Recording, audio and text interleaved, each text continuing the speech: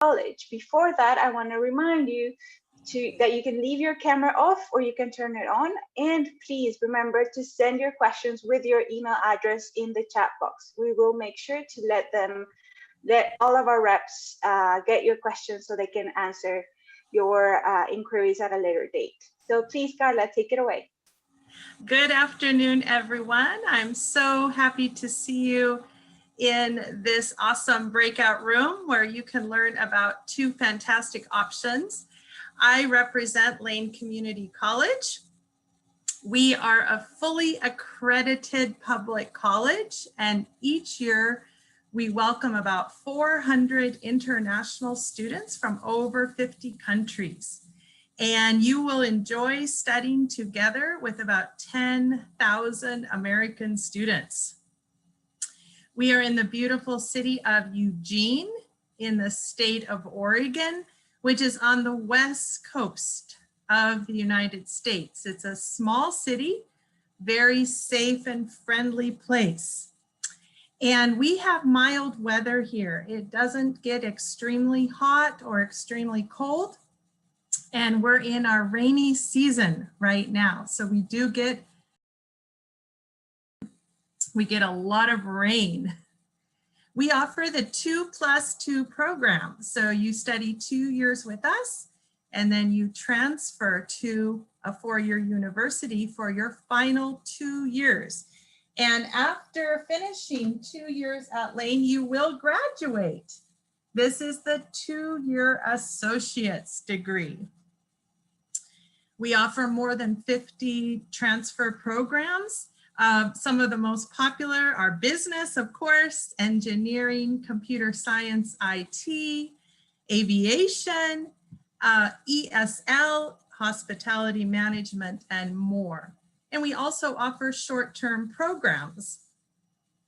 Some of our awesome business programs include those you see on the screen: accounting, business administration, management, business information systems, entrepreneurship, finance, international business, marketing, retailing, human resources, and personnel management.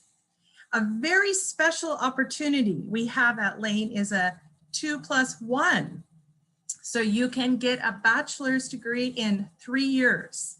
You study 2 years at Lane and then transfer to our partner university in France, Rennes School of Business. And you would study just 1 more year and get a bachelor's degree.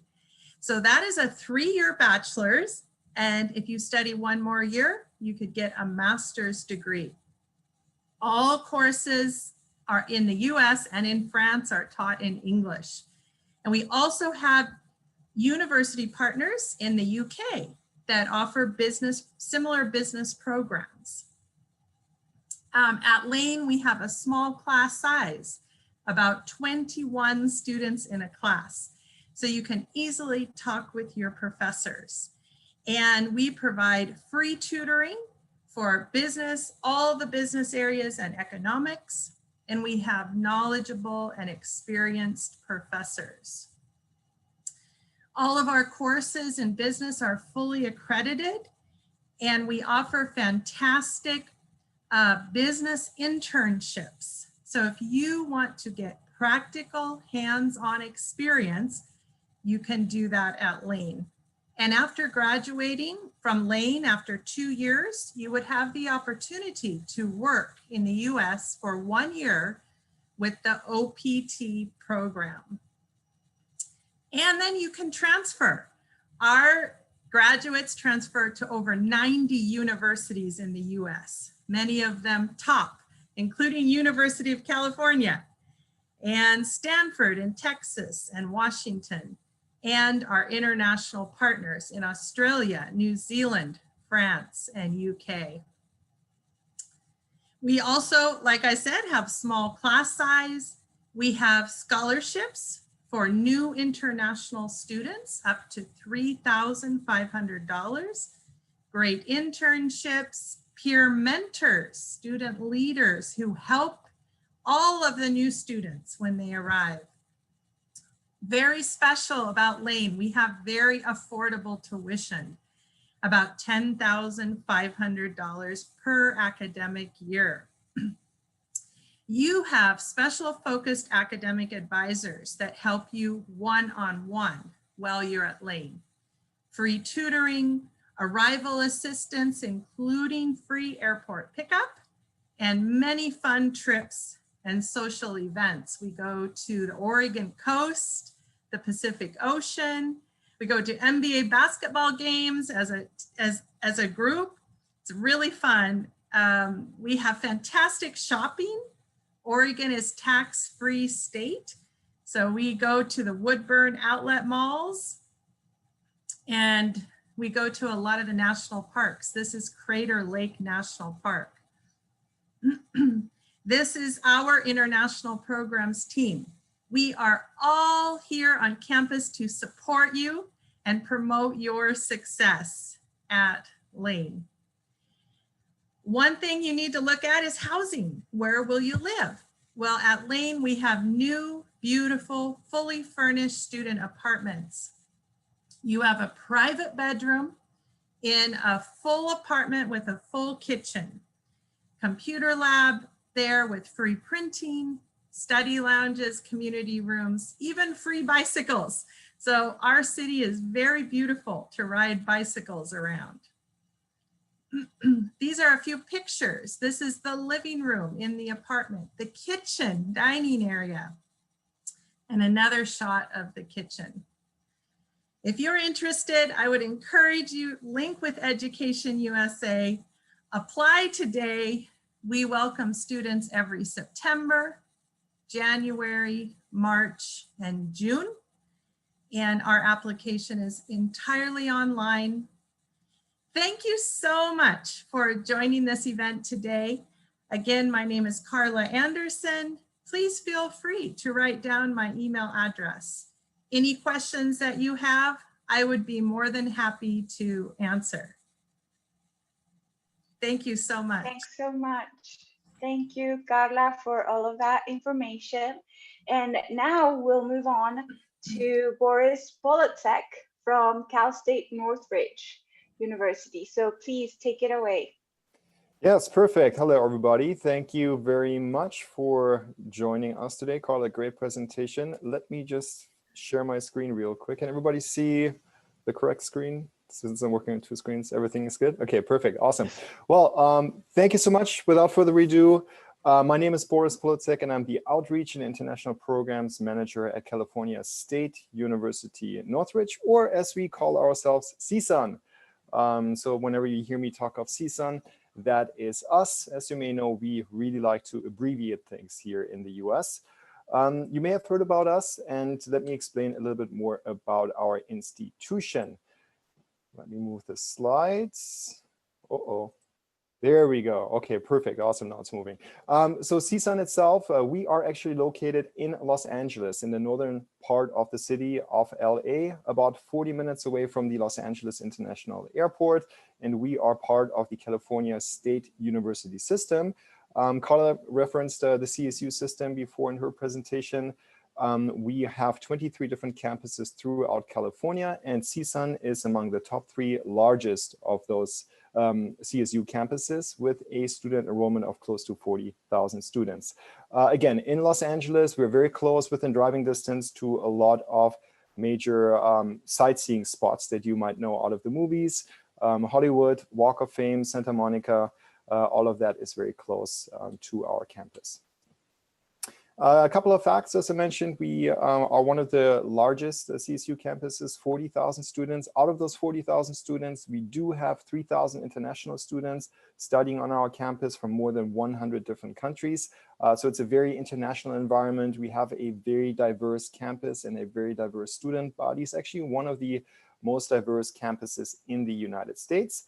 And our students can study a variety of undergraduate majors, more than 60. We also do offer 70 master programs, and we are ranked among the top 25 public schools in the Western United States. So just a couple of facts here. Our average class size is about 27 students, which is pretty good for a public university. Now, a little bit about our student life. Of course, you want to know, hey, what does it entail to come to the United States, and how does it feel to be an American student and to study at an American campus? So for us at CSUN, we offer a lot to our students. We have what we call a very holistic student approach. That means that we will take care of your academic well-being as well as your mental and physical well-being. And in order to do so, we do have a big student recreation center on our campus that you can join as a CSUN student. It's a 3-story high building. It has an indoor 3-story high climbing wall where you can climb. You can do weightlifting, cardio, all of that is taking place. The building, you can see that right here on that slide. Highly energy efficient, very modern, state of the art. And if you're tired of that, and if you're a little bit stressed out because your next exam is coming up, well, then you can go to the Oasis Wellness Center, which is almost like a little spa that we have on our campus to our students, where you can get massages. They have massage chairs, I kid you not. They do offer nutritional advice to our students if you want to clean up your eating. And we also do have napping pods available for students. So these are these futuristic looking things there where you literally can just go and take a nap. Also, a couple of other things you can do is you can join student clubs and organizations. They can be interest-based or, of course, study-based. We do have business honors societies, for example, on our campus that you could join as a business student. And we also do have fraternities and sororities active on our campus. Last but not least, facilities that we have on campus to keep you safe physically is we do have a student health center where you can go to with medical staff in attendance if you feel unwell. And of course, we also do have an academic advisement hub. So as an undergraduate student, you can go there, specifically as an international undergrad student, please go there, get some help if you do not know which classes to enroll to, because they have a great staff that will help out international students to pick the right courses and classes to graduate on time. As for student housing, we have that available as well. I'll make this super brief. It's a shared housing option. 4 students share a 2-bedroom apartment usually with 1 bathroom. So keep that in mind. It's fully furnished. Wi-Fi is available. We do offer also laundry and parking facilities, resident support staff, a big dining hall if you are hungry, a community housing center where you can play PlayStation with other students, socialize. There's a ping pong table. You know, there's a lot of different things that you can do, and it's very safe and convenient. You can roll out of bed in the morning and walk to your classroom. That is a lot of things that other students envy you for, specifically in Los Angeles, because it's such a big city. Now, a little bit more about our business college. So our business college is AACSB accredited and Princeton Review ranked as one of the best business colleges in the United States. And it also has a couple of things that we offer to our students apart from that. So it's not only academically very strong, but we also do have, for example, an Ernst & Young Center for Careers in Accounting and Information System. What that is, it's almost its own little career center within the business college to connect you to local businesses, specifically in the careers of accounting and information systems. Definitely a great place to utilize as an international student to build your own professional network. Also, our Wells Fargo Center for Small Businesses and Entrepreneurship, that's basically consulting. That's your opportunity to get some consulting experience, even as a student. It's a community service. What CSUN does is we help out local businesses, and you can do some small business consulting for local businesses. Again, great opportunity also to build your own professional network. We have an innovation incubator if you're interested in startup companies and the startup community and how that works. We do have connections to that as well here in Los Angeles, an entrepreneurship program. And then, of course, also the CSUN Bull Ring. What that is, I'm not sure if you're familiar with Shark Tank, but it's basically you take your business idea and you present it to a panel of business professionals, and there is a first prize involved. So again, that first prize is a cash prize that you can then use to build your own business in the US. And it's great for an international student just to see that. Every year we have more than 800 plus Nazarian College students who live and work at very well-known companies throughout the Los Angeles area. Now, these are a couple of degrees that you can study. So very important, 7,000 students, bachelor's of accountancy. So a lot of things similar to what Carla has said as well. And oh, perfect. I just saw Margaret's. So now a second presenters. Carla, you were very fast. Okay. then you can, so we have a lot of different degrees that you can study. And of course, you can also decide on different minors. So different minors and options includes, for example, business law, global supply chain management, real estate, entrepreneurship, all of these areas you can focus on. All of our undergraduate business degrees, so all of these you see on here, accounting, business administration, economics, information system, also are recognized and do apply for our intensive English with conditional admission program. So if your English requirement or your English is not high enough, you can go to our intensive English program first and then get conditionally admitted as a CSUN student to our business undergraduate programs as well.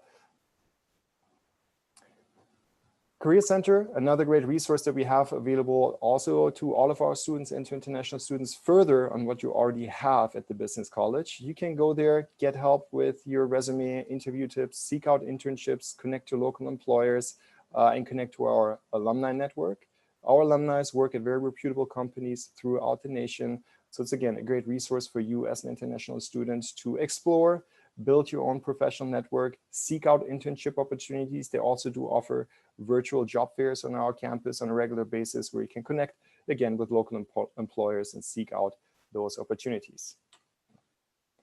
Internships, I'm not just saying this out of fun.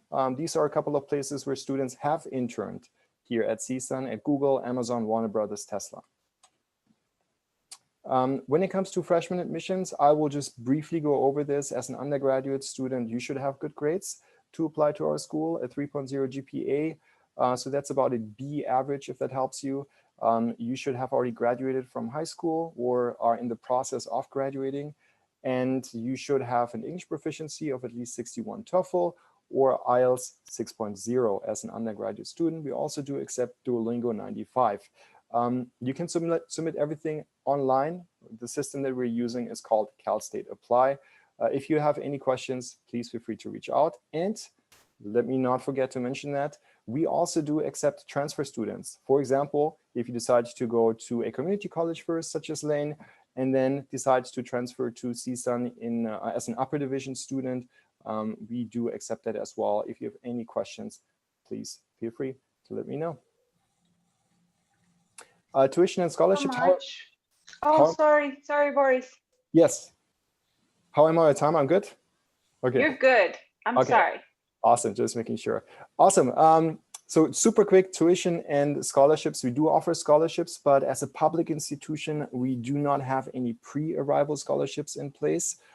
Tuition that you can count on as an undergraduate student per year for 2 semesters is around $16,500.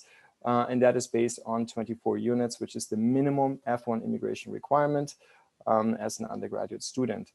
Scholarships are merit-based, so the scholarships that we do have available for international students, you can apply to once you are admitted already as a CSUN student. So very important to please keep that in mind.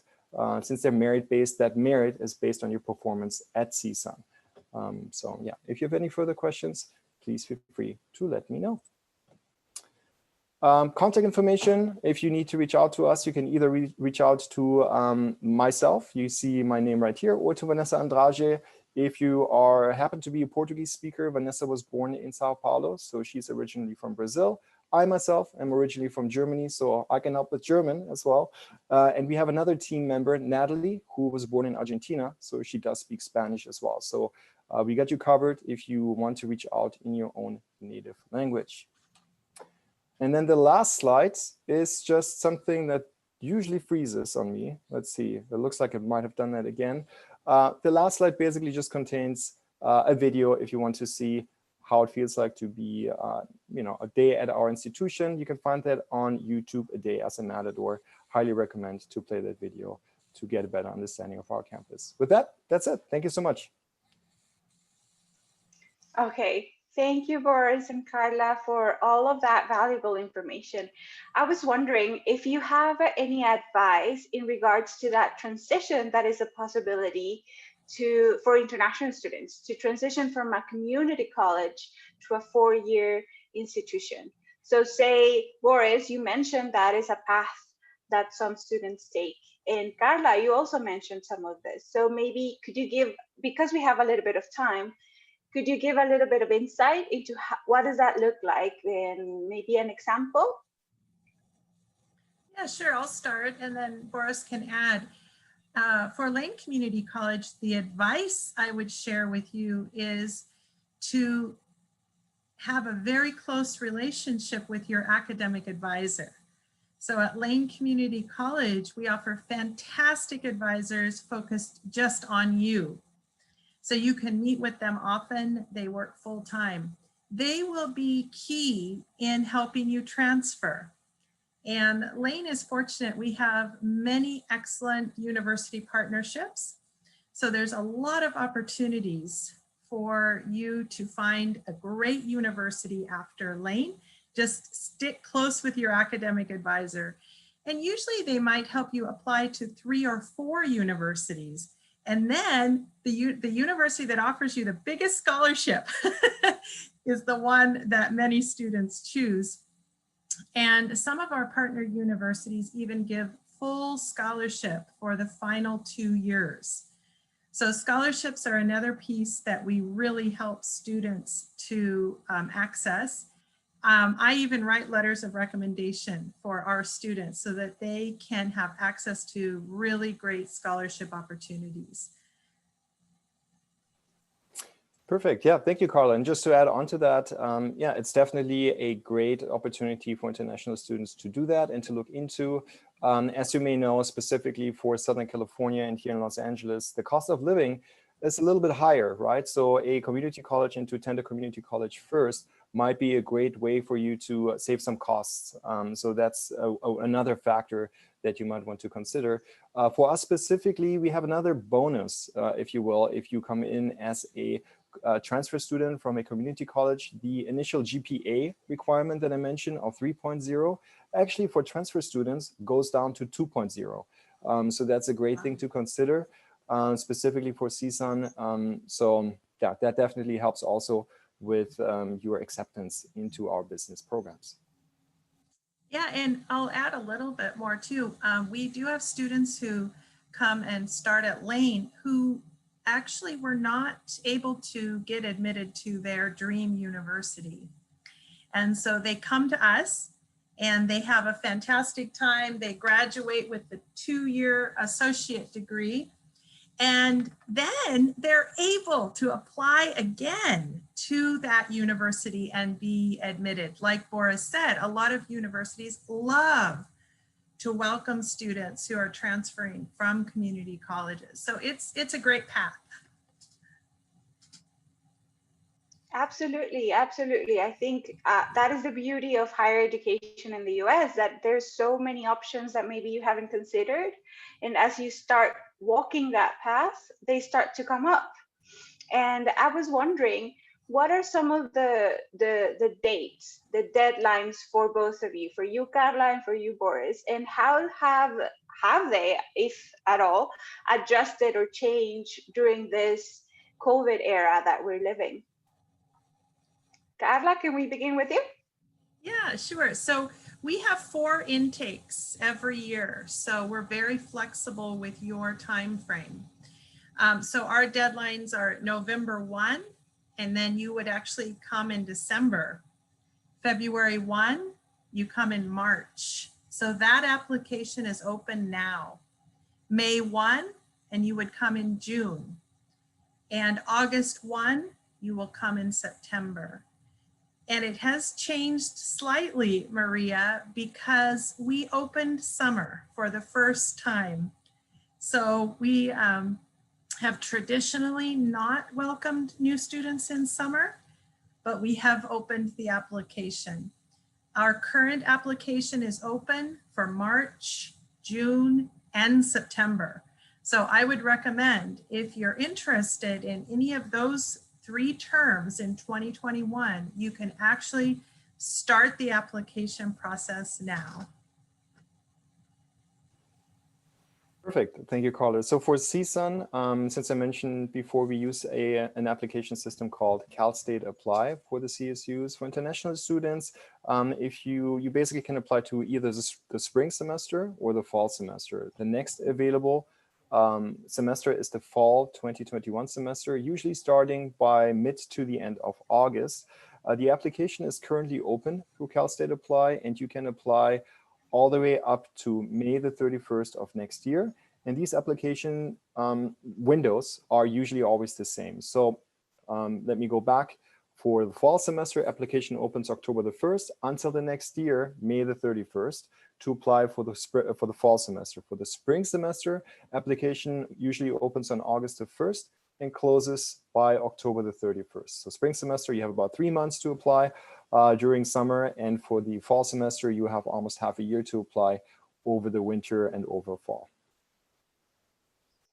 Thank you both so much. And I think one of the things that come up often in my advising sessions is the dates, because sometimes the academic year in all of our countries work differently. So please make sure that you go to the websites and always verify those dates. We are about to end this rotation, but I wanted to thank Boris and Carla for their time, and for all of you who are in this room.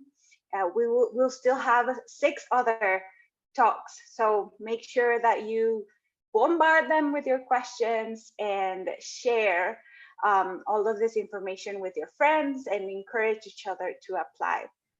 I wanted to emphasize as well that this is focused on business, but both Lake Community College and CSUN offer all sorts of degrees.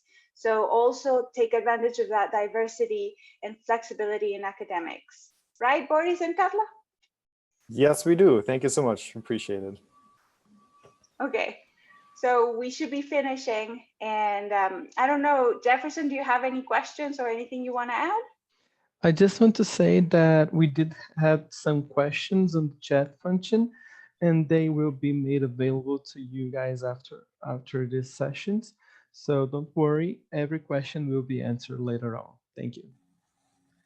Thank you so much. Nice to meet you. Bye-bye. Bye, Muchas take care. gracias. And everybody who's in this room, make sure that you share with us where you're joining us from. We see Diego from Paraguay, Jose Luis, I don't know where you're tuning in from, but make sure that you let us know where you're saying hi from. I'm here in Guatemala City in Central America, and Jefferson is all the way in Brazil. All right, so we have our university reps with us. So thank you so much for being here. And we will begin with Ashley Tankersley from Hillsborough Community College, who's going to share lots of valuable information. Take it away, Ashley. Thank you. I'm actually going to stop sharing my video because I have some internet problems here. I know you all want to see my wonderful face, but my presentation's just as good, I promise. Okay, let me share my screen. Here we go. Okay, so as you said, I'm Ashley Tankersley. I'm from Hillsborough Community College, and we are located in Tampa, Florida. In the city of Tampa, the Tampa Bay region has about 4 million people, and we are actually ranked the 2nd best large US city for undergraduate students. As we all know, a really strong curriculum and supportive school environment, super important to a student's success, but so is location. A little bit about HCC, Hillsborough Community College. I'll refer to it as HCC for the rest of the presentation. We were founded in 1968. We are a rather large community college. We have 5 different campuses in the Tampa Bay region. We have a total enrollment of about 45,000 students, which is about the full-time equivalency of 22,000. We have about 350 F1 international students, and they come from over 80 different countries. So we have a really well-rounded international student body. We also offer on-campus housing. A lot of community colleges do not offer housing, but we have apartments on our main campus, and there's a pool, a beach volleyball court. It's really nice. And also Tampa is one of the top 10 safest metro areas in the United States. Now, just to clarify what exactly is a community college, It is the first 2 years of a bachelor's degree. So basically in the US, it takes about 4 years to get your bachelor's degree, and the community college is the first 2. So students come and they study with us for 2 years. Then we help them transfer to wherever they want to go to finish year 3 and 4 of that degree. Now, why would a student want to come to a community college first instead of go straight into university? The number one reason is lower tuition. At a community college, students can actually save a ton of money, and they're getting the same exact education those first 2 years as you would at a 4-year institution. So for example, if we look at the University of Florida, located in the city of Gainesville, a student going to HCC first would save close to $35,000 on tuition alone, which is crazy. Next, the SAT is not required for admission. Community colleges don't need a minimum GPA, nothing like that. Smaller classroom sizes. We cap our classroom sizes off at 30 students or less per class. Even less than that in a COVID world. We have to have way less students in the classroom, of course. 2+2 transfer programs I'll briefly speak to on the next slide, and OPT, which is optional practical training. It's 1 year work authorization in the US. Basically, you're permitted to work for 1 year on your F1 student visa after you complete an academic program, as long as that job is related to your program area of study. So if you plan to go to a community college first and then attend a university, you can actually do an OPT 2 times. HCC shares articulation agreements with all of Florida's 12 public universities, as well as a handful of universities across the country, which basically means that when a student finishes their 2 years of study with us, they will automatically get admitted and accepted into any of those institutions. Even if we don't share an articulation agreement with a particular school you might want to transfer to, we still do help with that process. Okay, now let's talk about business, and we're going to really take a good look at what we're doing here at HCC. We have over 160 different programs, but on this slide, I've listed the business-related programs that we have at the college. So the top line, the Associate of Arts programs right up here, these are the ones that are going to transfer. If your ultimate goal is to get your bachelor's degree, you're going to want to major in an Associate of Arts program. The next one, Associate of Science programs, those are more specialized degrees, and those are just 2-year programs. College credit certificates, the last little category there, those are 1 to 2 semester long programs. So you can walk away with a certificate without the time commitment of a 2 or 4-year degree. You'll notice on this slide that all of our entrepreneurship programs are bolded. And that's because HCC is a national leader in community college entrepreneurship education. HCC is actually the only college in the state of Florida that offers all degree pathways in entrepreneurship. And we offer these programs through InLab at HCC, which is the center or the hub for all things related to innovation, entrepreneurship, creativity. And InLab is also a physical place. It's located on our Dale Mabry campus, where students can come and they interact with like-minded individuals. So this is Dr. Andy Gold. He's one of our HCC professors in business and entrepreneurship, and he is one of the co-founders of InLab, and he's going to briefly explain what InLab's all about at HCC. Now, the InLab stands for the Interdisciplinary Institute for Innovation. You'll notice we've left the word entrepreneurship out of it because we're really trying to bring together students across academic disciplines to work together with one another and in partnership with our community partners. These are some of the people who work here in Florida, but across the United States and elsewhere. We work with Intuit, which is a Silicon Valley-based tech company. You may be familiar with QuickBooks or TurboTax or something like, or Mint, which is their personal finance product. We work with national organizations in the federal government that help support small business enterprising. We work with nonprofits like NACCE to provide entrepreneurship education resources to our students, and NACCE has a global reach and membership around the world. And we've been lucky enough to secure funding for a business seed fund for our students to be able to apply for up to $100,000 in funding, start, launch, and grow their own businesses. Okay, moving on.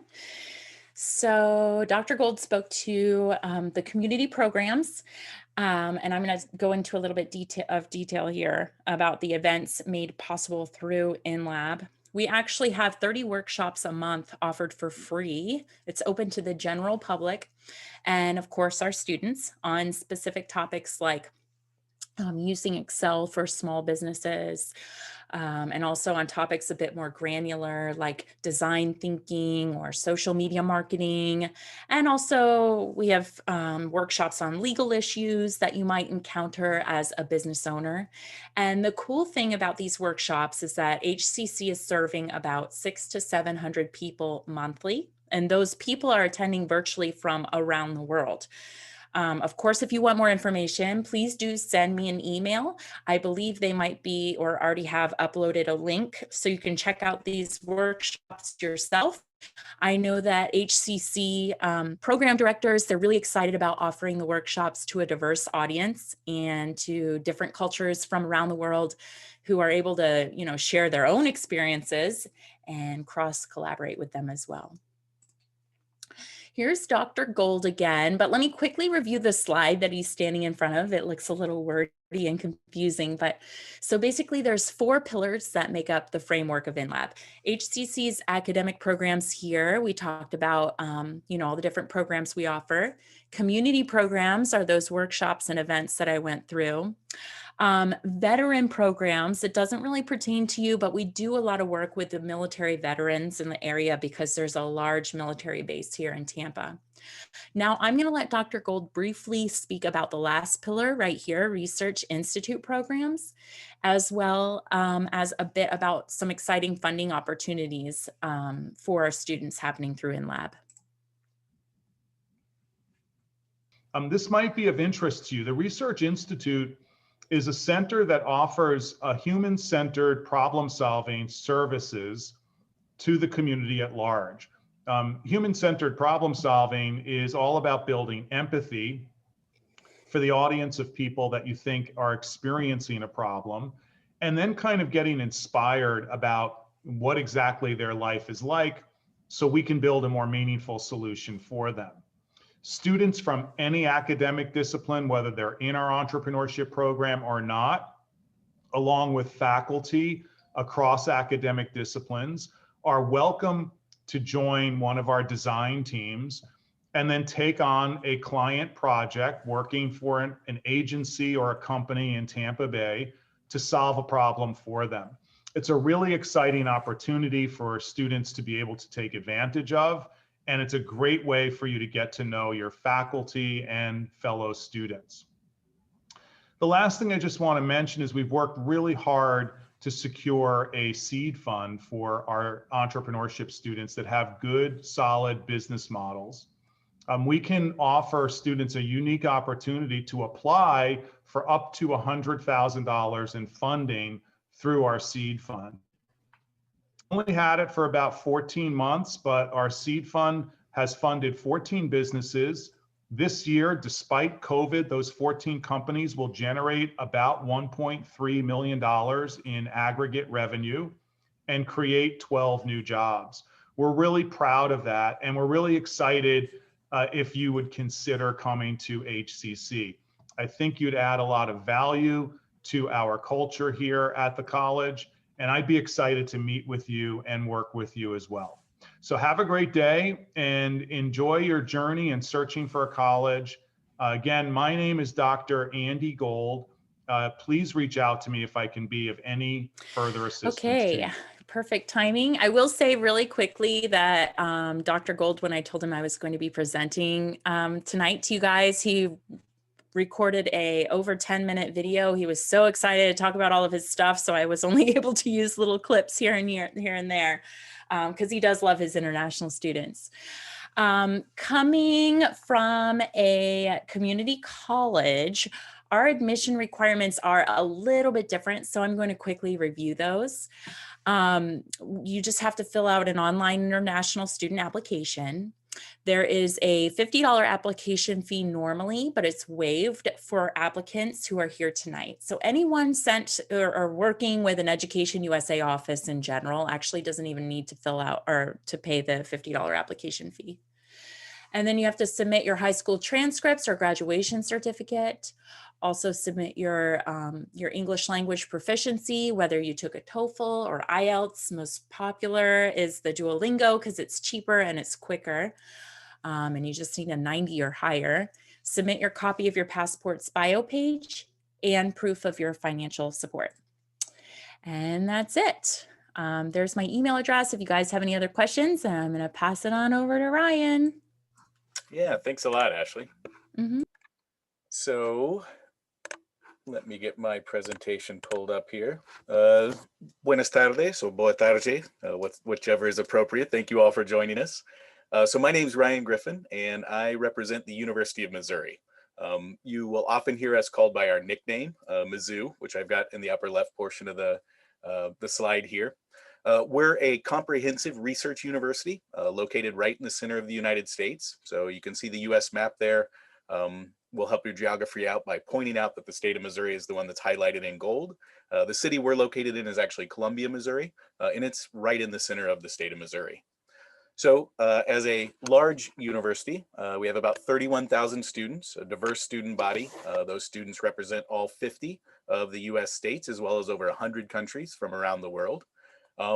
We also have a pretty large number of program offerings, which today, obviously, we're going to focus on our business program. But I do think it's important to mention that a benefit of being on a large, comprehensive campus like ours is that we can kind of recreate what you're going to see in your future career, where depending on whatever part of business you go into, you're going to have to work with people from the design or product design areas that may be coming from a background that's something other than business. So being able to communicate across those areas, have a little bit of a background in interdisciplinary studies, I think can be very important and helpful as you move forward. So academically, we're very proud to be a member of this group called the Association of American Universities. These are some of the top research and teaching institutions throughout all of North America. So it really kind of reflects on the level of scholarship and study that we have on our campus. And one thing that I think sets apart us at the University of Missouri is our focus on getting students experiential learning opportunities. So for us, it's our complete philosophical backing of how we approach instruction. It's what we call our Missouri method. It's the idea of learning by doing. So not only having you gain that theoretical knowledge that you'll learn from the classroom that you need, but then also having you literally kicking you off campus and making you go get those experiences that are going to make you a really well-rounded candidate. So on our campus, our College of Business is the True-Lask College of Business. It is one of the larger schools or colleges on our campus. You can see they have 3,800 students, so a little over 10% of our overall student body is going through this school. The picture that we have here, this is of their main campus building called Cornell Hall, a beautiful space right in the center of campus. Non-COVID times is obviously a very friendly place, lots of areas where students can actually come and congregate, workrooms that you can actually reserve and be able to use, computer labs. It's also going to be where you're going to go for your academic advising, the Global Services Program, our Career Services Office. So really everything kind of in a one-stop shop for students that are going through our business program. So what can you study in business at Mizzou? We offer 6 different programs. 4 of them are traditional Bachelor of Science of Business Administration. So you can focus on economics, marketing, management, finance, or banking. We also then have 2 dual degree programs. One of those is in international business. So it combines the standard BSBA with that emphasis in one of those areas, as well as then a Bachelor of Arts in International Studies.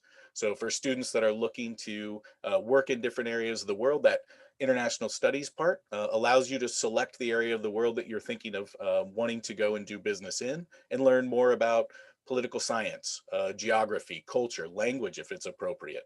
So being able to actually center in and learn more about the business environment in which you future plan to work. The other dual degree program that we offer is a 5-year compressed bachelor and master's in accounting. This is a incredibly popular program. It's also a very competitive program on our campus. It's actually the hardest of any of our business programs to gain admission to. And we'll see at the end of the presentation part of why that is. It's also one of the most in demand. We have accounting firms on our campus all the time looking to recruit our students out of that program. On top of the actual full degree programs that we offer, you can see on the right-hand side that we do have several certificates and minors that students can either add to a business program or that they can be able to add to a program outside the College of Business. Many of these programs are also going to be ones that are actually interdisciplinary. I would point out our global supply chain management program actually has coursework from our management department as well as in from our industrial engineering department. So really giving students a well-rounded education. Now, all students going through the True-Last College of Business will participate in our Professional Edge program. And this is really where the Missouri method kind of comes to fruition in the College of Business. So it combines some actual in-class learning. So you'll see you have 4 courses there that all students would take. They're leveled to where you would have essentially one each year in your 4-year program. And then the part where it really gets you off campus is when we move to the next 2 steps. So the professional development program will also then be an incorporation of different workshops and experiences that students get to pick and choose what is most applicable and most interesting to them. That's going to help you to kind of round out your classroom knowledge. So some of these different workshops may be in resume writing, maybe in mock interviews, in having a business dinner, or learning some of the informal networking situations that you're going to need to be proficient in if you're going to make it ahead in the world of business. They can also be off-campus experiences. So where we're located in Columbia, Missouri, it's a relatively short drive of about 5 hours to Omaha, Nebraska. And in typical years, we actually have some of our finance and banking students that get to go and have interactive experiences with Warren Buffett, the famous investor of Berkshire Hathaway, and some of his top advisors.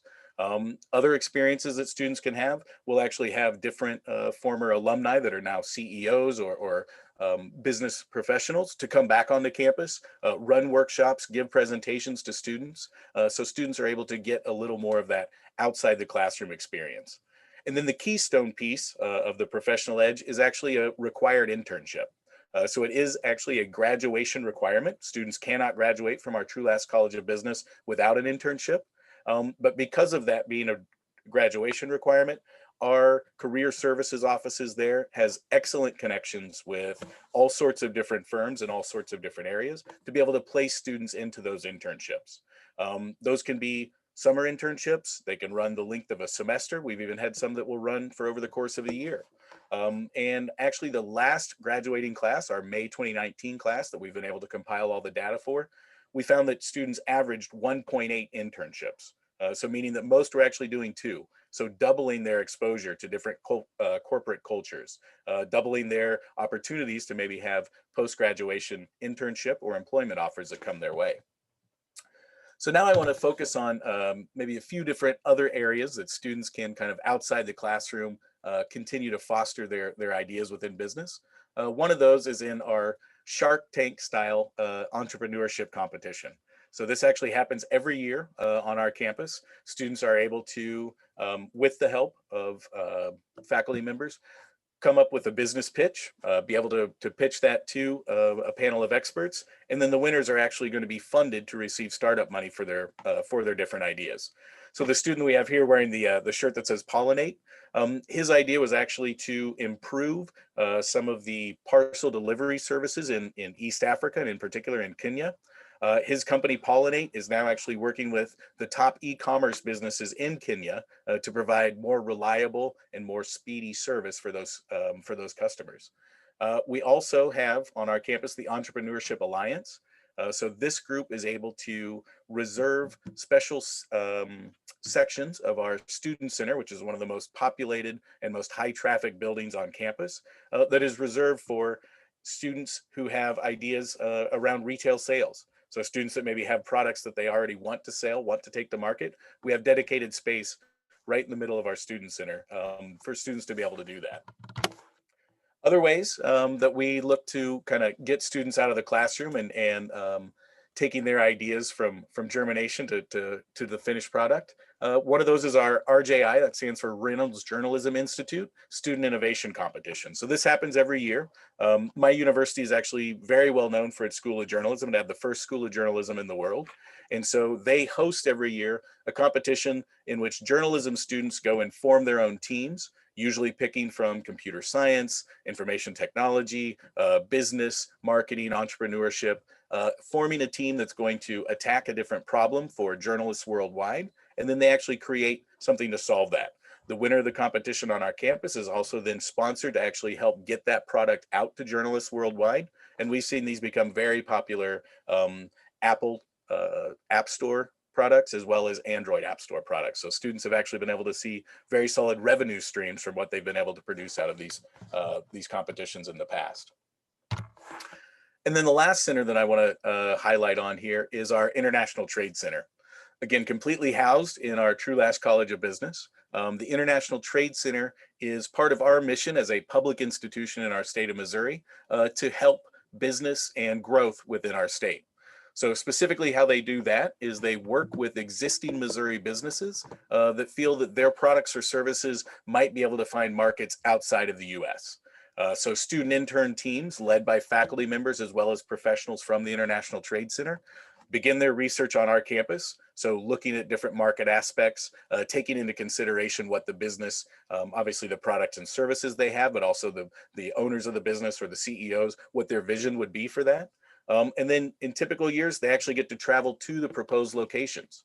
So we've had students that have gone to the Czech Republic, Poland, England, Spain, China, many different countries over the last few years to do on-ground research to further their case for their business. And then the whole program culminates in the students actually giving a review of what they've been able to find to those business owners.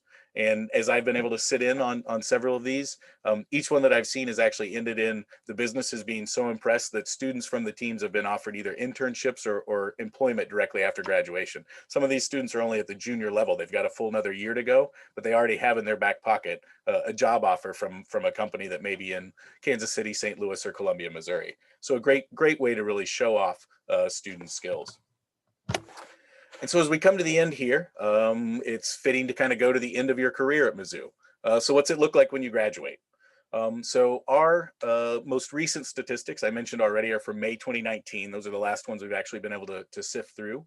And we're very proud that 93% of our students had a positive career outcome within 6 months. So either hired within their field or on to graduate study.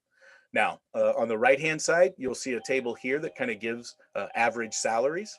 I mentioned earlier that bachelor's and master's condensed 5-year program was a very popular one, and you can see why. It has the highest average starting salary, and it's one that is very, very much in demand.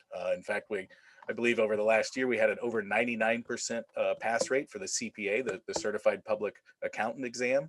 So it's a very, very rigorous program that has great results. But you can also see that across the board, regardless of what area that you would decide to study within the College of Business, that there's a really lucrative outcome for you. The average salary overall is over $50,000 US per year. And that's for a first-year student that's graduating and going directly into the job market. So I think we're kind of winding up our time here. I'll leave my contact information on this last slide. If anyone has any questions, certainly would love to hear from you. And also you can learn a little bit more at us. Our social media handle for Instagram, for Twitter, basically for any of the social media areas that you may be on is @Mizzou Global. Thanks again. Thank you, Ryan and Ashley, for all of that information.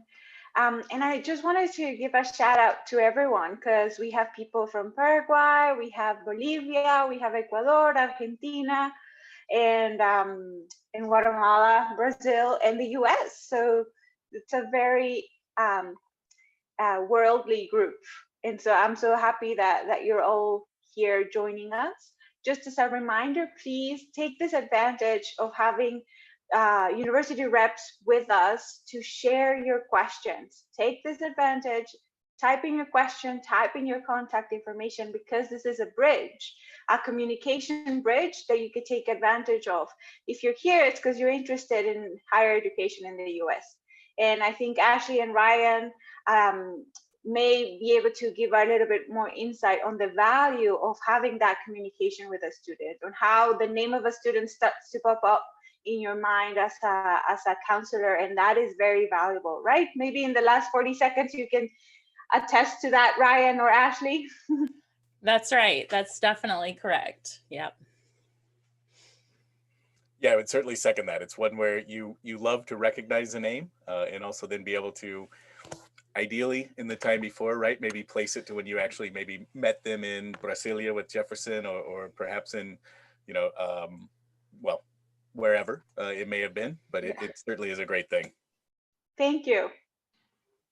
And All there right, they go. so now they were taken away from us, but really everybody who's here, I think Jefferson can also emphasize this, take this advantage so that they have your contact info as well.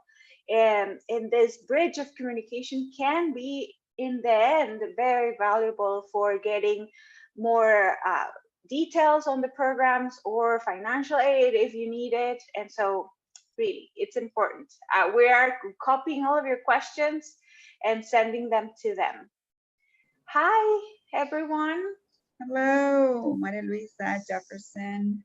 Hi, Erika and Evan. Welcome. So now we'll hear from Evan Jerome from Monroe College. You ready, Evan? Take it away. Great. Thank you so much. It's wonderful to be here with this amazing opportunity. I'm going to look at my clock because I know I got to do it within 10 minutes here. Talk quick. And it's a chilly but sunny day today in New York City. And I want to thank everyone for being here and for Education USA doing an amazing job. Commercial Services has done such a great job setting up these events. And I know today we want to talk about business. So if you look behind me, you see the skyline of Manhattan. And although there is definitely challenges, as we know, in the economy right now, New York City is a leader in business. It's a global leader in business. There's no doubt about it. And more people are working remote right now, but hopefully things will improve in 2021. And New York City is a leader in finance and real estate, in media, in healthcare, in communications. So I'll talk to you for a few minutes. And I think really the goal here is, when you think of Monroe College, I want you to think of an institution that gives incredible support to international students. We have over 1,000 international students on the campuses. We have 7,000 students overall. And hi, Evan. Yeah. Just a quick question. We have a student asking if there is a PowerPoint presentation, because we're only seeing you. And I don't know if you want to share your screen, or Sure. if you want us to help you out. Thank you. Yeah, I don't talk a lot with PowerPoint, so yes, this is my PowerPoint, and I will share it. I'm going to keep it not in the full view, just because I kind of like it that way. But as I was mentioning, Monroe College, incredible support. We're a family, and we're in New York. And providing access and affordability to first-generation college and university students is really our mission. That's who we are. We have the same accreditation as Columbia University and Harvard.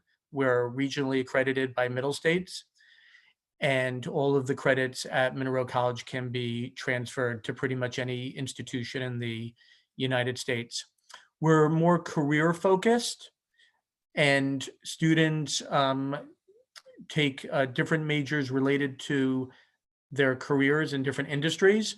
And then we round out those degrees with liberal arts courses. Okay. And today we'll talk about business a little bit, right? I think a lot of the students in the meeting are interested in business and those related fields. Monroe was recently ranked number one U.S. News and World Report in the Northeast of the United States for social mobility. And again, that social mobility is moving students from really one class to another class through their education and their degree. And at Monroe, we're just a pathway for students to, again, study in the New York area and be able to possibly work and have an internship. That's the goal. I also want to mention online as well, but we'll get to that in a minute. Let's just go through this. In terms of undergraduate degrees, of course, we have an associate degree, we have a bachelor degree, we have an MBA, we have all different concentrations. Let me see where that is. I'll get to it, but we have concentrations in marketing and finance, in business and technology, human resources.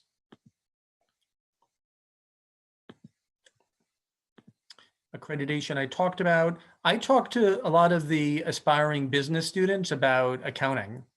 You know, I think if you're comfortable with numbers and you like finance and understanding the financial health of a company or organization, I really like accounting, because accounting has also the business courses, but you're really graduating with very concrete skills, and you learn a lot of the computer programs that are so important. It'll just make you more in demand. And some of our accounting graduates, they're going on to, you know, Fortune 500 corporations, and they're doing really well. Why study business? Learn real-world leadership and problem-solving skills. Prepare for wide-ranging career options in a variety of fields. So the business administration degree, that's a good general degree that can prepare you for so many different industries. If you go into, you know, every industry has a component of business, right? Even if you're a singer-songwriter, you have to market yourself. You have to be able to communicate well. You have to understand finances to a certain extent. So business is so important. This is a popular degree. At Monroe, we have a lot of different athletics. I know a lot of the students probably here today love soccer, and you know, at Monroe, we have a championship soccer team, men's and women's. So sports management is, you know, very, very popular. And here we just see some of the career opportunities that can await you after the degree. Let me talk to you briefly about what you can do as an international student in the United States in terms of working and going to school. And EducationUSA will also provide you guidance on this. As an undergraduate student going for your associate or bachelor degree, you can do a program called CPT, Career Practical Training. That usually occurs after your second semester. We can help you get what's called a Social Security number. And if you get an opportunity at a company or organization, you could work and get paid. Hours need to be, though, part-time. And then once you earn your bachelor degree, you have what's called a full year of OPT, a full year to study in the United States. On the master degree level, like for an MBA, it's more flexible. You can actually do CPT full-time while you're going to school, which is very attractive to international students, especially coming to New York. And then you can do another OPT for a year after you graduate. If you earn a degree in one of the STEM programs, for example, like at Monroe, we have a degree in computer science, the OPT actually goes for 3 years. Okay, so there's a lot of opportunities, you know, to study and work. I really do want to talk about online. I think it's so important for a minute, and I don't have a specific slide for that, but I want to talk to you about that, and then I'll talk to you a little bit about tuition. I know time's running out. Online right now with the pandemic, it's definitely very popular. And I want all the students who are listening today to think about it. When you study online at Monroe, you're in a dynamic classroom. You get to know the students in your classroom. You get to know your professor. You're going to feel a part of the Monroe College community. It's not like you're going to be feeling totally out there on your own.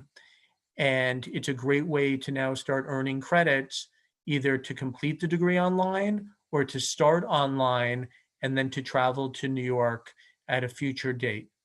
Our online tuition for international students, it's really affordable. You know, we really convinced the college now to make it very affordable, and it's $3,400 per semester for your undergraduate degree, and it's $3,700 for a master degree. When you come to New York City, we also have scholarships that students can apply to. In general, scholarships for international students, they go up to $3,000 per semester. And our tuition already is quite affordable at Monroe. So, so we wanted to, mention that. Let me just see over here really quickly. So I don't want to talk too much, but I hope that gives you a nice snapshot. There's the Dean of the School of Business. That's not me. But I want to thank you again for allowing me to talk today, and I can answer any questions you have. Thank you so much, Evan, for your presentation and for the content that you shared. And now we will hear from Erika Lopez, our Education USA advisor down in Colombia. Hi guys, can you hear me? I have this really background noise. Is that okay? It sounds great. You're fine. Oh, fantastic. I was worried because it's really loud from where I'm sitting. Okay, I'm going to share with you my screen. Give me a sec.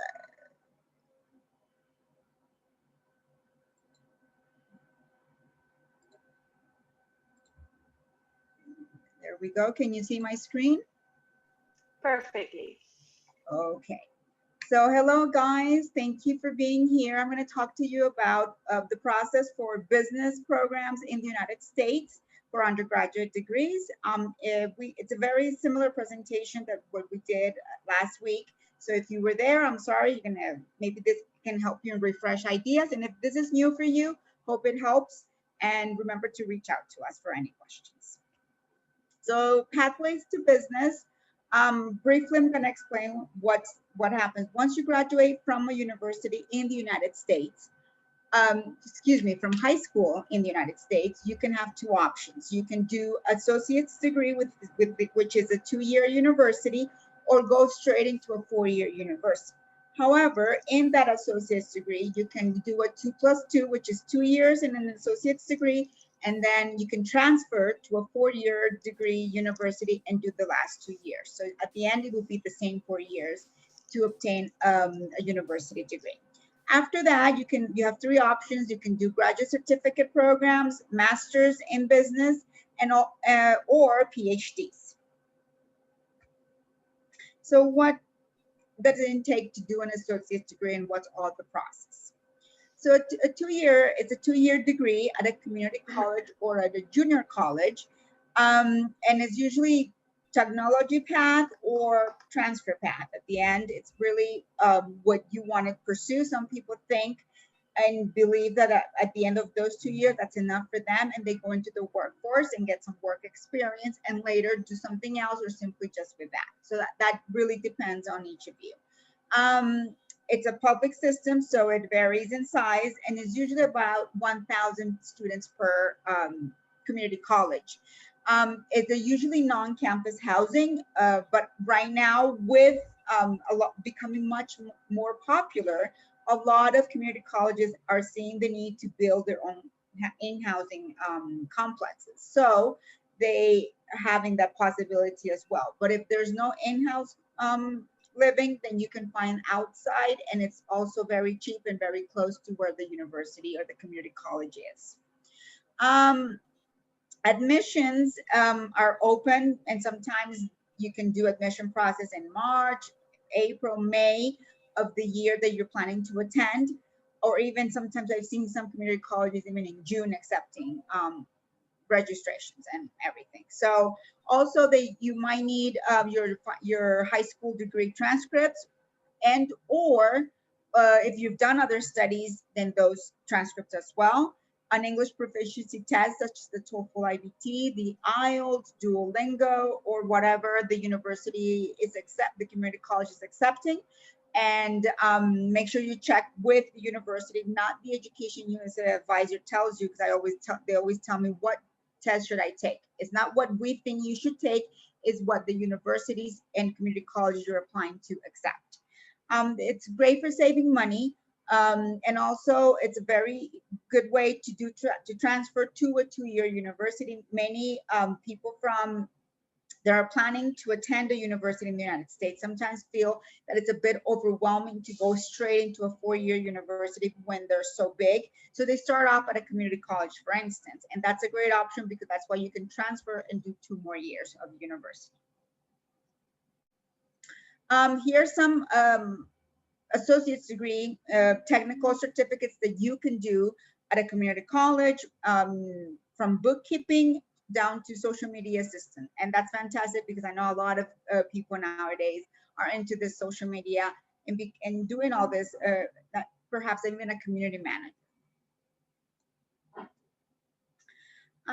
The associate's degree, for you to transfer, requires a little bit more. So not just simply do the work, you have to go further. So from the beginning, make sure you talk to your advisor at that community college and let them know that your idea is to do 2 years here, but transfer to a 4-year university to be able to finish your 2-year, your undergraduate degree.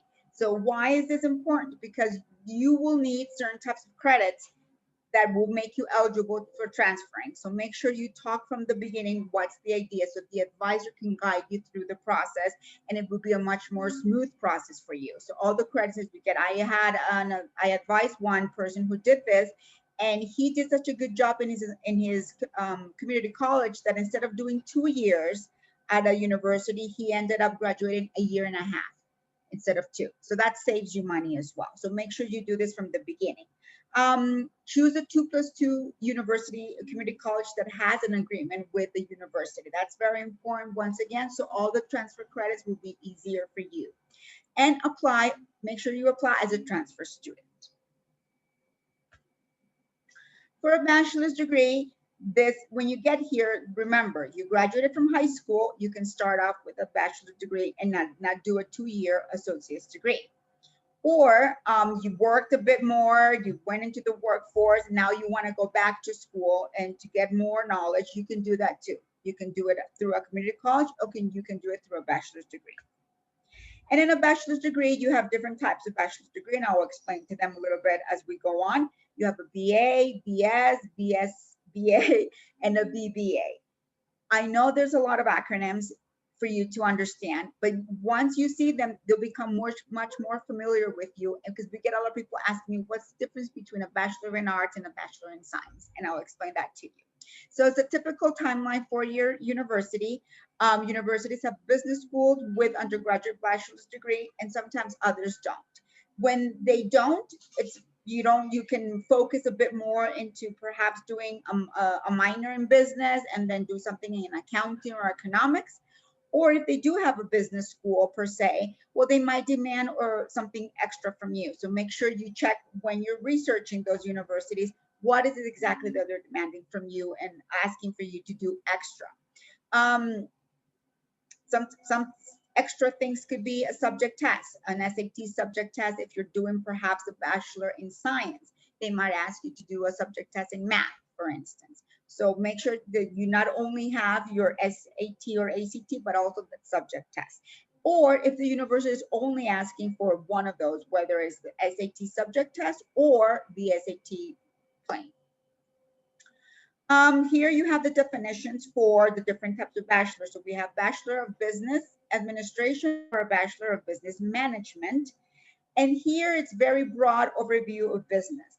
You do not require to have knowledge and be very good with math. So for instance, you want to be a business and you want to do something in business, but you're not very strong in math. That's not your forte. This could be the way to go. So when you look at the programs, make sure you look for BBAs or BBMs, and that could be a great option for you. If you still want a Bachelor in Science or a Bachelor of Science in Business Administration, then you do need to have that knowledge in math. And that's where the subject test comes in, and they might ask you to have to take a SAT subject test, right? So you have to get that and investigate that properly. And it's a lot more analytical. And then you have Bachelor of Arts, which is usually from liberal arts schools, and you'll see a bit of everything. And you come out with a Bachelor of Arts in Business. Here are some degrees that you can get as a bachelor degree in the business area: accounting, business administration, business and technology, economics, finance, human resource management, international business, marketing, supply management, among others. Once again, research your options.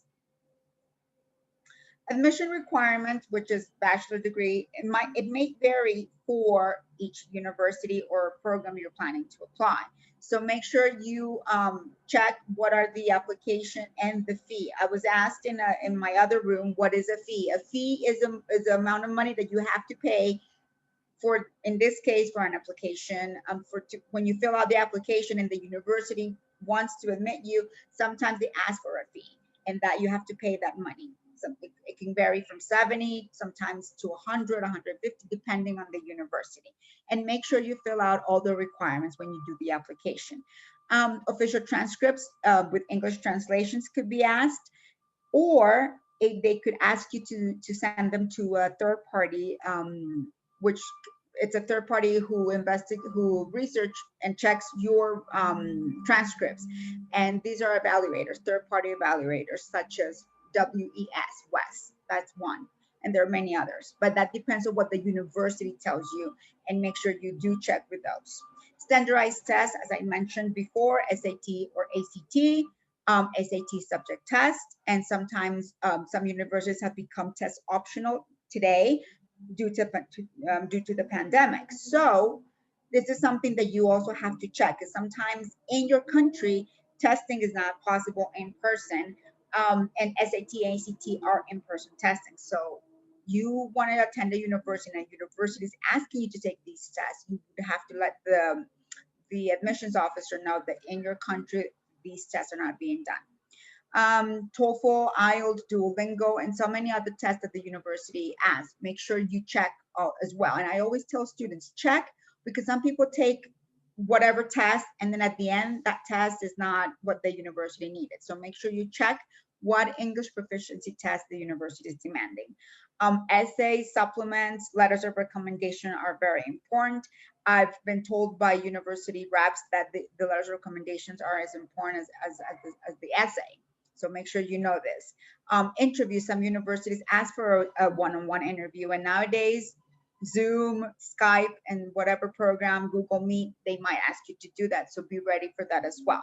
And also be aware of, they might even ask for supplemental material. That depends. Sometimes if you're applying, depending on the university, another essay or even a video to see what you do different, or how are you in your everyday.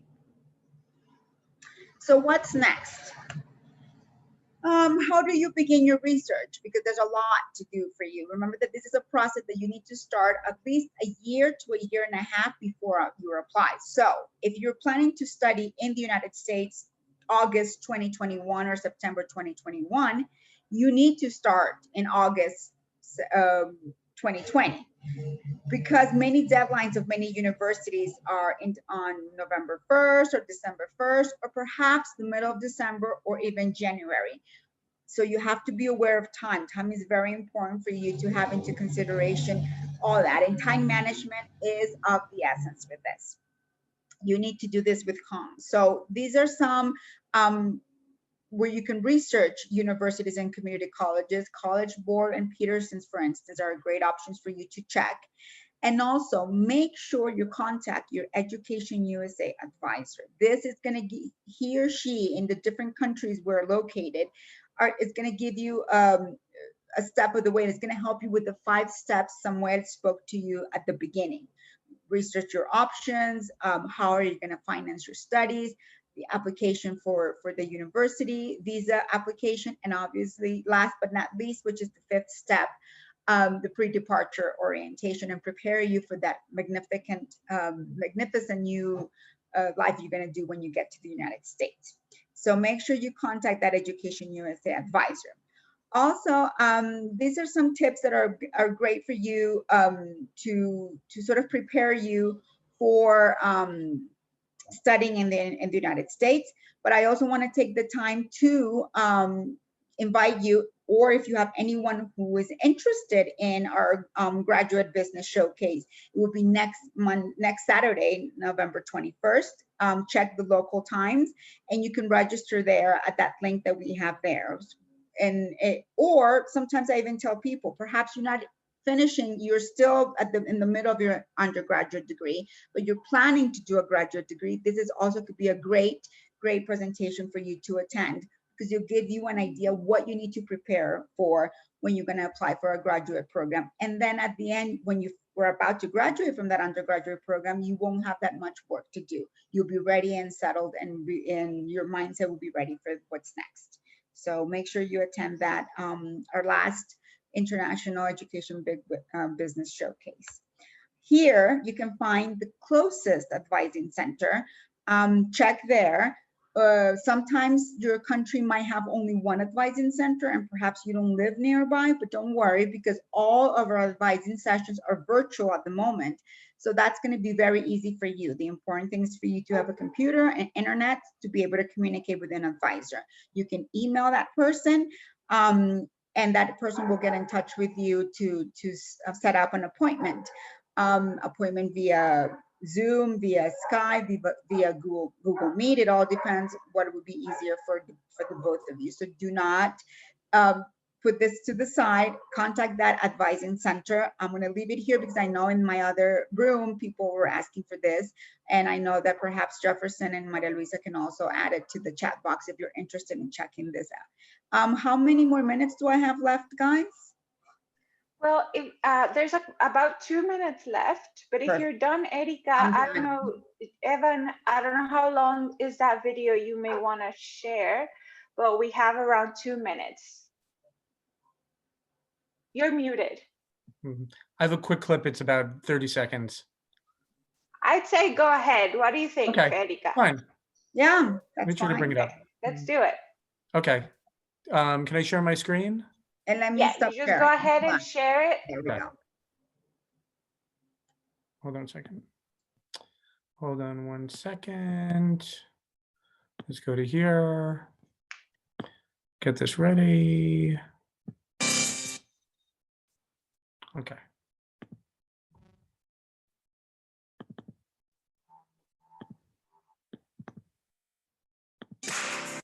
We did it! I did it! I did it! And I'm graduate. A new life, a new beginning is going to start for me. You dream big, you will get big. Make that difference however you can. My time here at Monroe has been fantastic. The faculty and staff, they acted as family for me, honestly. In this community, you're more than just a number. They see you as a person, they care, they reach out to you. Thank you, Monroe. I'm gonna make you proud.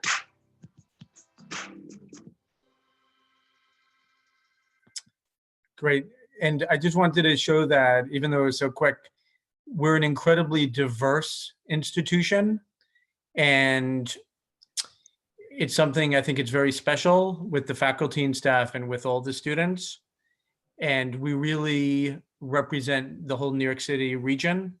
So if you really want that diversity, you know, I think Monroe's a very good fit. And if anyone has any questions I could ask, I know we might be booted out soon, but we will send Evan's email address because I think that's what he was about to say as he was removed from our room. So don't worry. He did share it on the chat room. Oh, he shared it? Yeah, but I can't post it once again. There you go. Awesome. Hello. Hi, Jim. Hi, Jerubi. How are you? Hi, Hello. Melissa. Hi there. So now we'll Welcome. get started and hear from Yerubi Petitfrère from Felician University. Take it away. Yes. Thank you. Let me share my screen really quickly. Hold on, let me make sure. Fantastic. Okay. Well, thank you for having me again. I'm Jerubi Petitfrère, the Director for the Office of International Programs at Felician University. I'm going to start by just showing a quick 1-minute video, which just highlights a little bit about Felician and what we're all about. And then it will frame the conversation.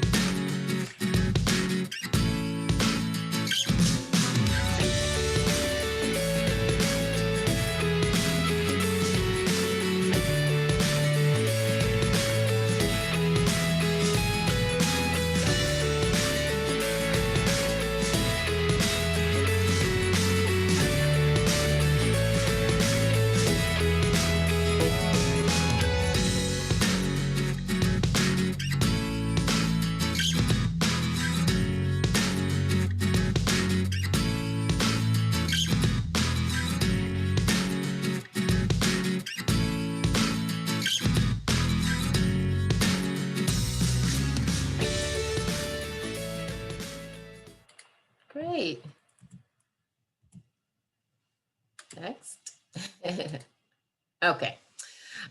So like the video kind of highlighted, Felician is located in Rutherford, New Jersey. Often students describe Felician as kind of the best of both worlds because it's a small community. It's in a very quiet residential area in New Jersey, in Rutherford and Lodi, 2 nearby towns. But only a 5-minute walk to the train station downtown, where you'll end up in New York in about 25 minutes. So it really gives you access to all the opportunities that a big city offers, like New York. So it's quite nice. These are just a few kind of highlights about Felician, so you get to know us. It's a small university, about 2,400 students. A few things to highlight is, last year, about 96% of our graduating class had jobs in their fields of study or gone on to grad school. So we have a very career-focused programs. I think the average salary was about $55,000 last year for our students, which means we have a very high return on your investment, which is one of the accolades as well. We were voted the safest campus in all of New Jersey. So it's quite a safe and quiet community that students can study, but also one of the most affordable universities in the region for a private school. So it's, again, a good place, an environment to thrive. To highlight a bit about our business school, in many ways is very traditional. We offer the accounting, the marketing majors, management, but I'm going to focus on a few key programs that I think are very interesting for our international students, or our international students enjoy a lot. One is our business analytics program, which is a good combination of the sciences and math. And when I say science, I mean computer science, computer science and math and business. And it's also considered a STEM program in our business school. And it allows students to really use all the data that companies are collecting from our phones and devices. And you inform business leaders how to use that data to make business decisions. So business analysts type of positions are really, really sought after at Felician. In addition, the healthcare administration program is quite unique. It's very interesting, especially during these times when our countries are trying to figure out the health system and how to best assist everyone through this pandemic. And as you can imagine, sometimes doctors are not the best business people or organizers. So this program really focuses and creating business leaders in the industry to make better decisions, efficient decisions to support the health industry. And also our 5-year programs, which I'll go into a little bit more. And this is great for that student who knows they want to do business. They're very focused on maybe opening their own business or having a leadership position in business. It's a nice kind of bridge program into an MBA. A few things that make our business programs, I think, very strong are our business core. We are a liberal arts institution, so you automatically are going to come out of our institution a very well-rounded individual. So we're going to focus a lot on what we call soft skills, your presentation skills, making sure that you can communicate well with people and others, making sure that you can think on your feet and are also an analytical thinker. And that really ties very nicely into our business core. So our students, get exposed to various different areas in business, whether it's accounting or your general studies in business or marketing, before you start focusing exactly what you want to do within business.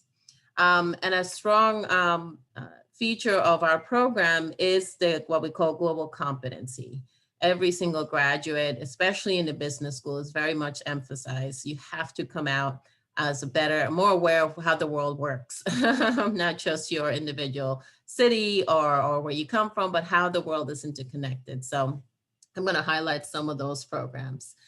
So to start with our 5-year MBA option or a Master's of Business of Health Administration option. And this is great, again, for those students who, right away, usually at the beginning, they have a strong sense that business is for them.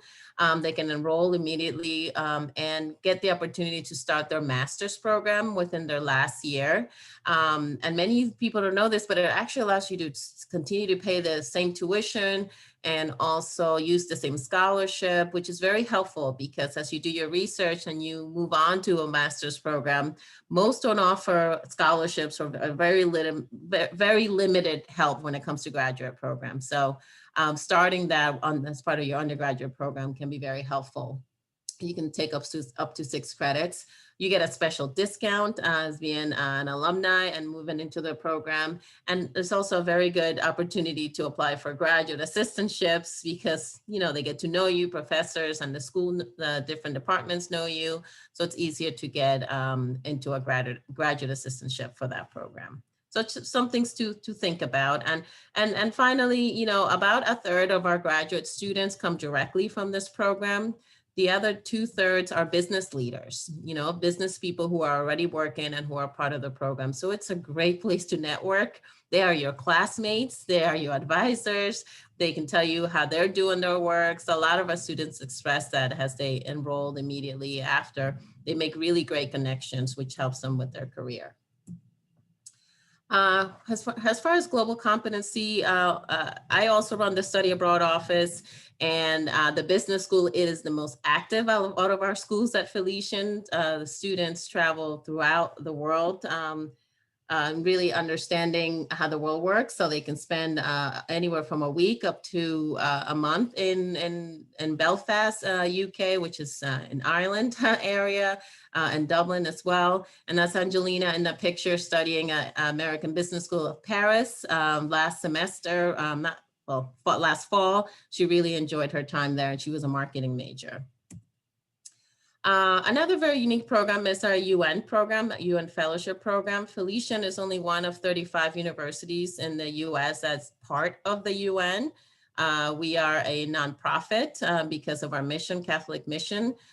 So we actually, our students do fellowships where you spend about 15 hours a week in whatever kind of industry or field that you're interested in. And what I mean by that is it's an interdisciplinary program. So really it's not geared towards any specific major, but it gives you the ability to use your major in a world arena.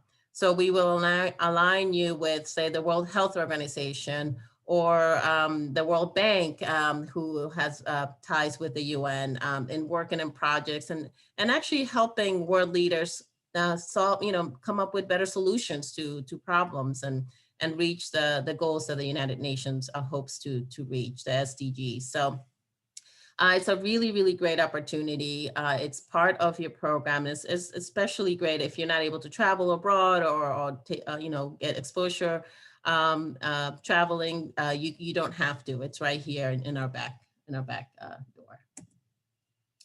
And what the theme that you'll hear tonight, probably, it's all the opportunities that you can do outside of the classroom, right? And students are very involved at Felician through our entrepreneurship club or our VITA program, which helps the community do their taxes every year. KPMG mentoring program, which is a big finance corporation near our campus. Students get the opportunity to intern with them and get mentorship.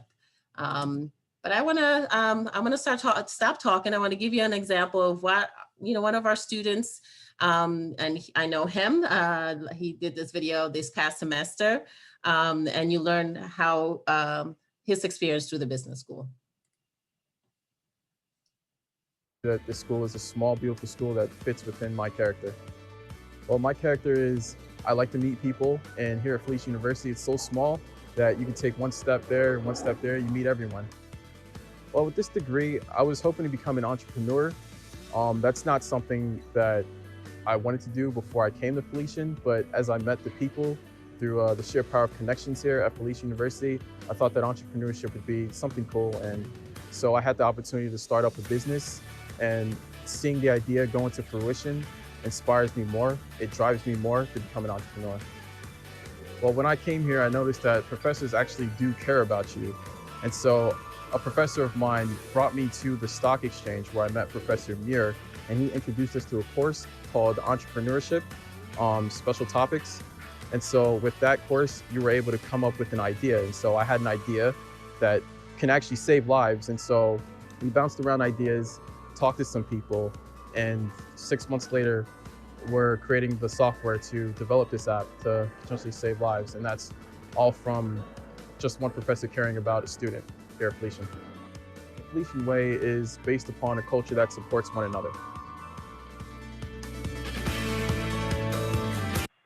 Yeah, so I like to kind of end with that because it really says a lot about who we are. We're a caring institution that makes sure students get the support that they need. They get aligned with a faculty mentor, so they move on to their next opportunities in life.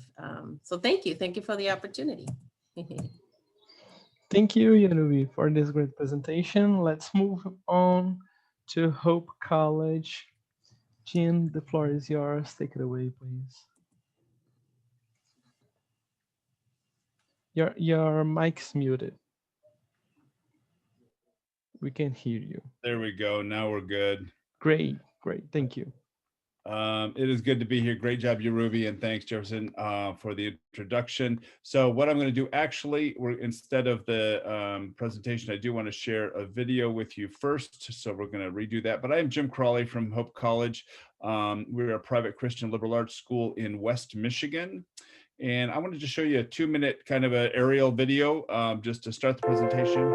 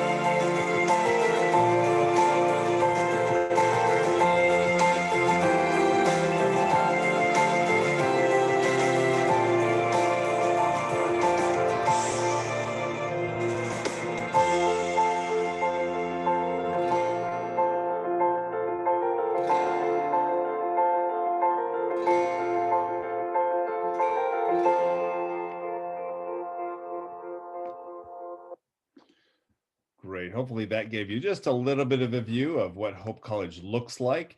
Let's go into a PowerPoint presentation, learn a little bit more about business and some more facts about the school as well. So what we've got going is we want to talk about a number of topics in the next few minutes, and it's a really short period of time, but we're going to try to cram a lot into this little presentation. We're going to talk about the business major itself, a little bit about experiential learning, clubs and organizations, connections, key facts, and lastly, kind of applying to Hope College. So one thing that I like to really talk about in the beginning is just the whole, how do you make some decisions about a business major, about a major in general? Some of it's going to be based on your academic interests. So what have you been strong at in secondary school? What has piqued your interest? What has caused you to want to go to school the next day because you love that topic? You love talking about it. You love, doing research. You love writing papers. What topics really, really interest you? And how might that affect what major you go into? Well, first of all, you probably don't even realize how many different majors you could go into with certain interests. I sometimes tell the story about a student who I had one time, not a business major, but it still kind of proves my point of you not knowing about certain majors. She was a science, really strong in sciences, but she was also loved to draw, and she really drew well. I mean, she could have gone into an art major, but she didn't feel she'd make enough money as an artist. So she ended up going into medical illustration, and she never would have thought that that was even a career. She didn't even know about that career before she got to college, but she ended up working for medical textbooks, and now most of it's of course online and digital, but she continues to do medical illustration, and she's combining her interest. And I think there's many different possibilities, many different ways of doing that, even with a business major, combining business with a certain other major or another minor that will make you, number one, it addresses your interest areas, but it also makes you more marketable when you go to get a job. So there's your academic interest. There's also your professional interest. So as we just talked about, with a job that you might not even know about yet, well, maybe you do have some jobs that you are interested in, whether it's an entrepreneur, opening your own business, or whether it is an accountant or whatever it might be. Just know that in almost any field, any business, any career out there, they have business affiliated with their job or with their business itself. So for example, even when you think about pharmaceutical companies, you automatically think about research and sales. Well, sales, number one, is part of business, but two, they've also got marketers and managers and people doing social media, which also approaches then into communication. So there's so much crossover between majors. That again, some of them you haven't heard about yet, and some you may already have an idea of what you want to do, and that's great. I think it's also looking at program availability, though. You may have heard of lots of colleges. You probably never heard of Hope College, and that's okay. We're one of 4,000. We know that not everybody's heard of us, and we're a smaller school. You've probably heard of a lot of the bigger schools or the highly competitive schools, and that's fine. But I think part of it is knowing the school or learning about the school, but the other part as well is finding out what that school is really good at. So what are they known for? Just because a school is someplace that you knew about doesn't mean they have a good business program. They may have a business program. It's probably one of the more common majors to offer at colleges and universities in the US, but it doesn't mean that that's what their strength is. So it's important to find a school not only that you grow to know about, because maybe you don't know about them yet, but you grow to know about them and learn of their advantages, but also looking at those that have strong or reputable programs in those majors that you are considering. So what about studying business at Hope?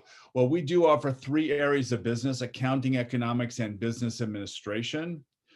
I tend to steer students toward the business administration rather than the specific accounting or economics.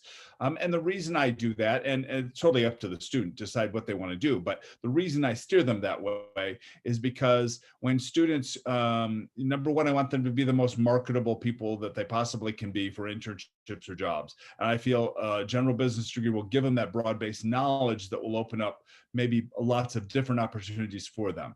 That said, if you know you want to be an economist or an accountant, then you should major directly in that. I mean, if you know that's what you want to do, then there's no reason not to. And other schools, might have very specific majors in management or marketing or hospitality. You see some of them listed in that little diagram at the bottom, international business. We have a lot of those as specialty areas within our business administration major. One thing to think about as you're looking at different schools is, do you have to apply to the business school after you get into the university or the college? In other words, so you come to Hope College, you don't have to then apply to the business school. You can just declare the major, you enter the business school, complete the major, you have to keep the appropriate grades, etc. But there are some institutions, typically ones that are more selective, and possibly the bigger universities that have the business colleges within the university. You might have to get in the university and then apply to the business school. So you still have to be admitted. It's called secondary admission. So it's much more common in like engineering and nursing and sometimes education, but at some bigger schools, even business schools might have a secondary admission process. So it's something to think about. Not anything you have to worry about, but just something. It's good to have that knowledge of whether you're going to be able to just declare the major and start studying it, or whether you have to, again, apply to the business school once you're at the university. And this does vary from school to school.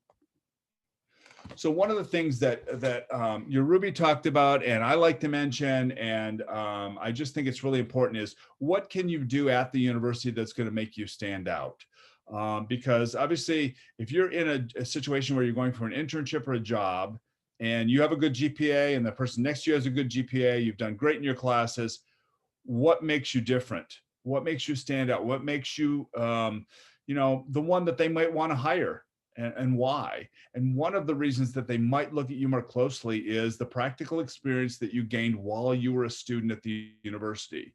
They want to see with this great experience that you're being presented with an opportunity to not only be educated in the classroom, but to be educated outside the classroom as well. Some of that is clubs and organizations, which I'll talk about in a second, but another part of it is potentially doing internships or doing study abroad or domestic travel experiences. 94% of Hope students graduate having had an experiential learning experience at Hope College. So they did internships, study abroad, or research, or a combination of more than one of those. And they're able to talk about it, and they're able to talk about the application of that experience to this job they're applying for, this internship they're applying for, and how will that experience potentially, how has it improved them as a person, as a student, as a future professional. And I think through the actual application to the job they might be applying for, but also the leadership that they might have developed, the people relation skills, the communication skills, those are all vital types of experiences that can be influential as you go to apply for a job. So up at the bottom left, we also have some of the in-country experiences. So there's semester-long experiences in Philadelphia, Washington, or Chicago. And then we also have the international. You see pictures of some of the international experiences, and those are different majors going to different parts of the world for different reasons for the month of May. So I'm not going to spend a lot of time on this, but I just want to mention that you'll hear terminology at some point down the road of CPT or OPT. CPT is curricular practical training, which is the internship aspect of your student visa, your ability to potentially do an internship during your college experience. And then the OPT is that year of work after you graduate. So again, not to spend a lot of time on this, but just to stress, you do have this opportunity that you're being given as part of your degree to get this practical experience in a legal way that you can do it through your F1 visa. And so just want to make sure they will talk about this when you're at your college and give you advice on how to do this. And it will give you the ability, again, to do internships and a year of experience after you graduate. So what other ways can you be involved? Our business club is very strong. We bring in speakers. We have a young professional development, which is the networking aspect of the business club. We also do etiquette dinners. We do sessions on how to interview and where will the interviews happen. So are they around dinner? Are they on the golf course? Are they just in a typical interview situation? How do you act appropriately in any of those situations to give the best first impression? Because we know sometimes that is kind of a make it or break it sometimes, is that first impression that a future employer has of you. A few other ways: Baker Scholars is a leadership development program. Only 33 schools in the US have Baker Scholars. One thing not listed here is our Phelps Scholar program, which is our first year program, and it's for intercultural development. And we certainly invite all international students and US students abroad to participate in that, because we feel they're bringing an aspect of that multiculturalism to our campus that wouldn't normally be there if they were not here. Entrepreneurship, markets and morality, case competitions, many other opportunities. And one that's also not there is the volunteerism. We really push students to gain those volunteer experiences and volunteer hours, because again, that looks great on your resume, and it also helps you develop personally and professionally. So why Hope College? 3,000 students, small, 11-to-1 student-teacher ratio. We also have a small average class size. So students are taught by professors and not by graduate students. As I mentioned earlier, 94% of our students do experiential learning, 93%, I should say that, 93%. And then 98% get into their first or second choice of graduate school. So we have a number of rankings that are out there as well, but I think some of the more important ones are, being a top liberal arts college, being a top national liberal arts college, and of course being listed in Money Magazine as one of the most affordable schools. Finally, we do have obviously a fairly easy process to at least apply. I mean, we are considered to be a selective school, but the process itself is not difficult. The online application, which includes a personal statement, your secondary school transcript. We also have, if you have done any college coursework, university coursework, we would ask that you submit a transcript there as well. And ultimately would need course descriptions for the classes to see if they might transfer to Hope College. English proficiency is required as part of the application process. If your schooling has been completely in English, then there's a possibility that would be waived. But should the test be needed, we accept any of the three that are listed on the right, the TOEFL, the Duolingo, or the IELTS test. And letters of recommendation are optional. Finally, financial verification is required. We do consider all admitted students for up to $25,000 in academic scholarships. So in conclusion, because I know we're getting ready to wrap up here, students come to Hope for a few different reasons. I think the academic quality certainly is a big attraction. The experiential learning is there, and also the availability of scholarships that students can be considered academically for. And so we appreciate you being here and being at this session in general. Hopefully you enjoyed our presentations. Thank you all so much. Thank you for the fourth presentation you did today. And let's head back to the main room. Thank you.